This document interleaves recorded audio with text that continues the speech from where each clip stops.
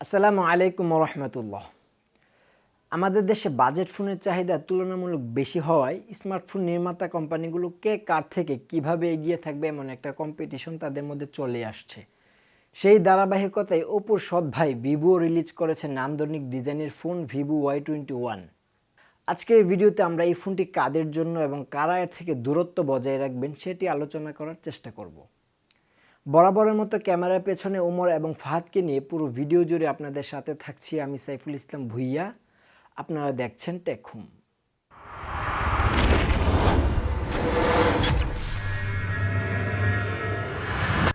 মূল ভিডিওতে যাওয়ার আগে যারা আমাদের চ্যানেলটি এখনও সাবস্ক্রাইব করেননি, সাবস্ক্রাইব করে আমাদের পাশে থাকুন।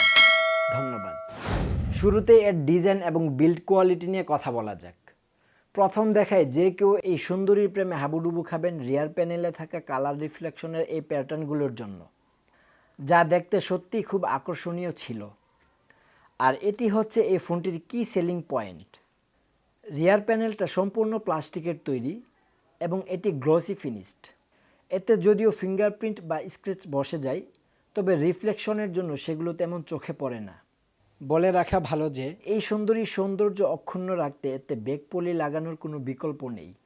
যাই হোক, রিয়ারে রয়েছে একটি ক্যামেরা হাউস, যাতে দুটি ক্যামেরা ও এলইডি ফ্ল্যাশ দৃশ্যমান। ডান পাশে রয়েছে পাওয়ার বাটন এবং ভলিউম লকার।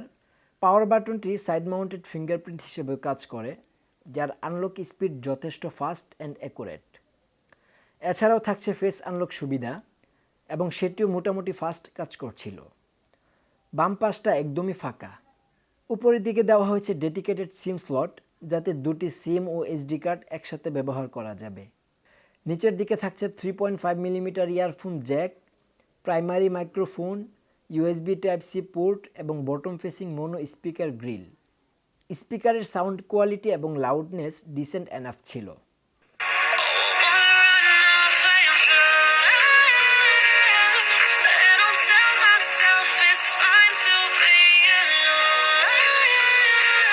ফোনটির ওজন 182 গ্রাম এবং থিকনেস 8 মিলিমিটার। আর এটি পাওয়া যাবে ডায়মন্ড গ্লো এবং মেটালিক ব্লু কালারে। ব্যক্তিগতভাবে আমার কাছে ডায়মন্ড গ্লো কালারটি বেশি ভালো লেগেছে।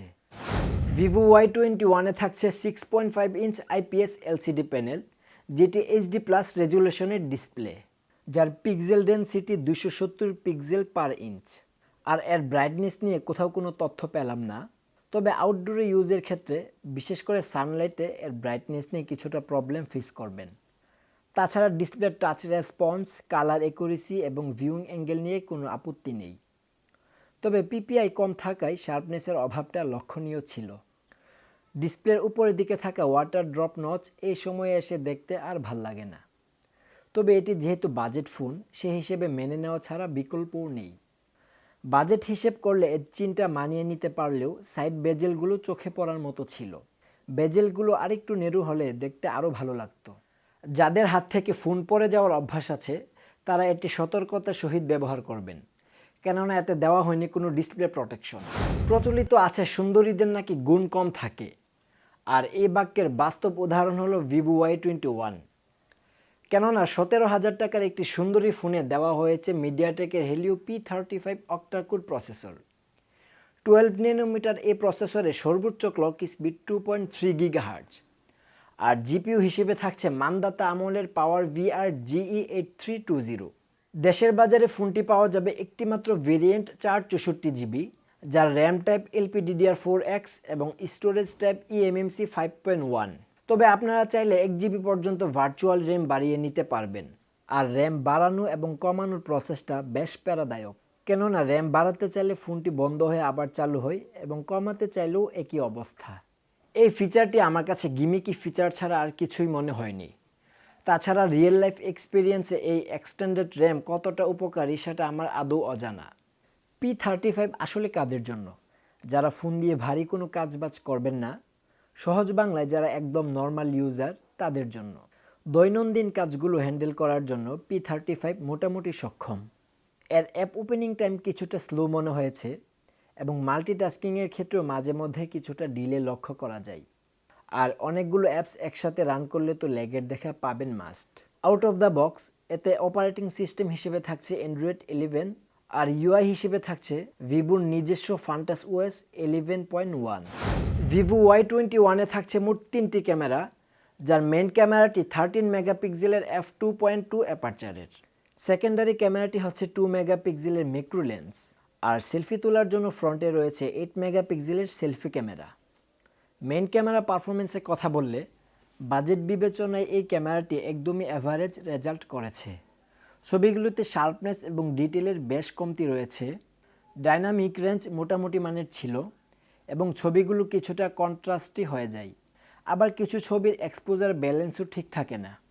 আমার কাছে যেটা মনে হয়েছে, ছবি তোলার সময় এআই প্রপারলি কাজ করে না, যার ফলে ক্যামেরা পারফরমেন্সের এই গুজামিল অবস্থা।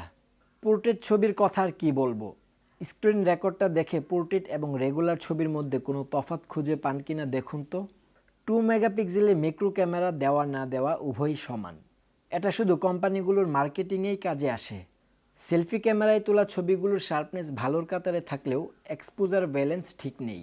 তবে কালারগুলো আমার কাছে ন্যাচারালি লেগেছে। পোর্ট্রেট ফটো আর পোর্ট্রেট সেলফির একই অবস্থা। ফ্রন্ট এবং রিয়ার উভয় ক্যামেরা দিয়ে ভিডিও রেকর্ড করা যাবে সর্বোচ্চ 1080p 30 ফ্রেম পার সেকেন্ডে। এই বাজেটের ফোনে কোনো প্রকার স্টেবিলাইজেশন না থাকাটাই স্বাভাবিক, তাই এতেও দেওয়া হয়নি।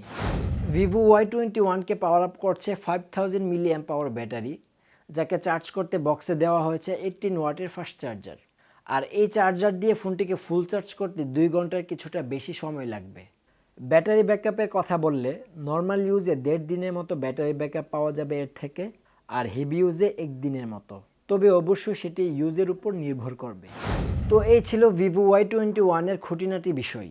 আমার কাছে এই ফোনের যেই দিকগুলো ভালো লেগেছে, number 1 good looking, number 2 5000 mAh battery, number 3 18 watt fast charger. এছাড়া বাজেট বিবেচনায় এই ফোনের অন্য কোনো দিক আমাকে স্যাটিসফাই করতে পারেনি। যাই হোক, আজকের ভিডিও এখানেই সমাপ্ত করছি। দেখা হচ্ছে পরবর্তী ভিডিওতে ইনশাল্লাহ। সেই পর্যন্ত নিজে ভালো থাকুন, অন্যকে ভালো রাখুন। আল্লাহ হাফেজ।